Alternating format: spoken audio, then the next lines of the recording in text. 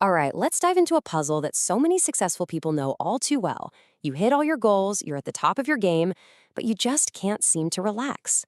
Today, we're going to untangle the critical difference between stress and anxiety because, figuring that out, that's the real key to finally being able to switch off.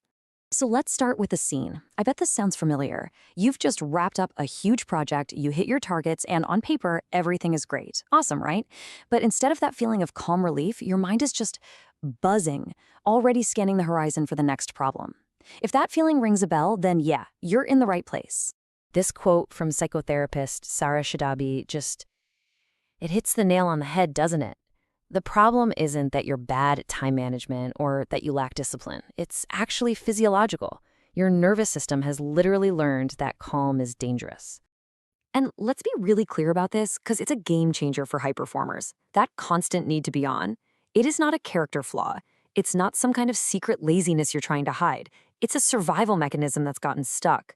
Your system believes that being vigilant is what keeps you safe, and taking a break feels like you're just inviting disaster. Okay, so to really start to unwind this, we have to get our definitions straight. We throw the words stress and anxiety around like they're the same thing, but they're not at all. They come from different places and they need totally different solutions. Getting this right is honestly the first real step to getting back in control. So let's talk about stress first. Just think of stress as your body's reaction to a clear and present challenge. You have a huge presentation tomorrow, all that pressure to get the slides perfect, to practice what you're going to say. That's stress. It's a direct response to a very specific thing in front of you. Anxiety, on the other hand, is what happens later that night. The presentation is done, it's ready to go, but you're just lying in bed. Your mind is racing. What if I forget my lines? What if they think my idea is stupid? See the difference? Anxiety is that fuzzy, future-facing fear about something that hasn't even happened, and frankly might never happen. So let's break this down side by side. With stress, the source is clear. It's that presentation.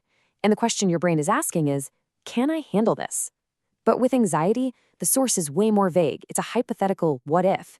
And so the question changes to, what if something bad happens? And here's the kicker. Look at the duration.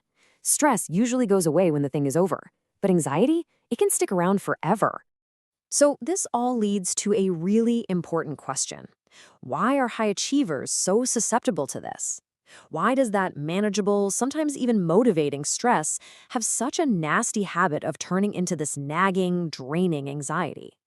Well, the answer is in a very specific mindset. It's really a potent mix of three things. First, you've got these incredibly high standards for yourself. Then you layer on a nice dose of perfectionism, where good enough is just never good enough. But the real dynamite in this whole mix is that third one, when you start tying your fundamental self-worth to how much you get done. And this quote just captures that shift so perfectly. The pressure stops being about your to-do list, and it becomes about your very identity. The little voice in your head goes from, I gotta get this done, to, if I slow down, if I'm not achieving, then I'm not enough. And that is the trap.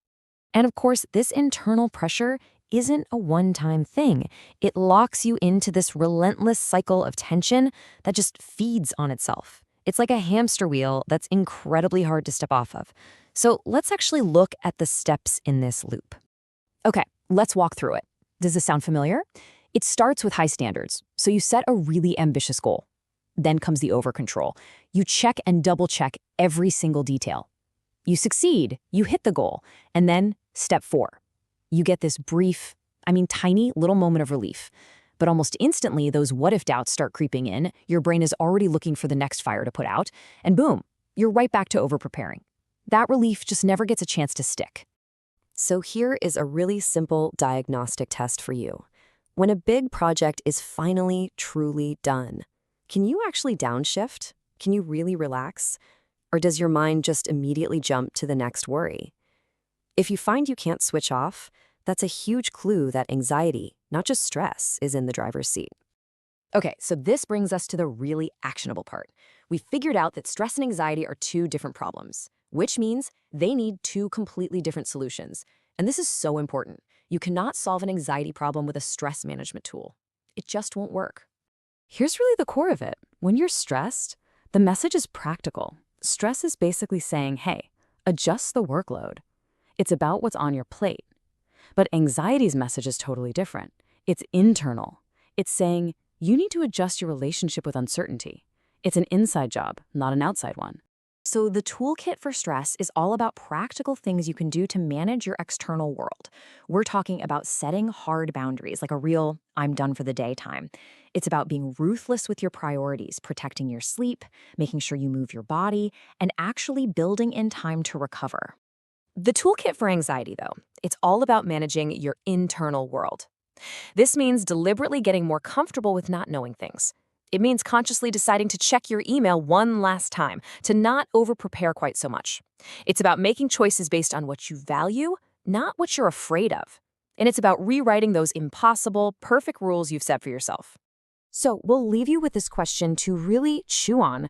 Next time you feel that tension, that inability to just be, ask yourself this: is my system just running on stress to meet a real challenge? Or is my alarm system stuck in the on position with anxiety? Just knowing the answer to that, well, that's the first real step to finding your calm again.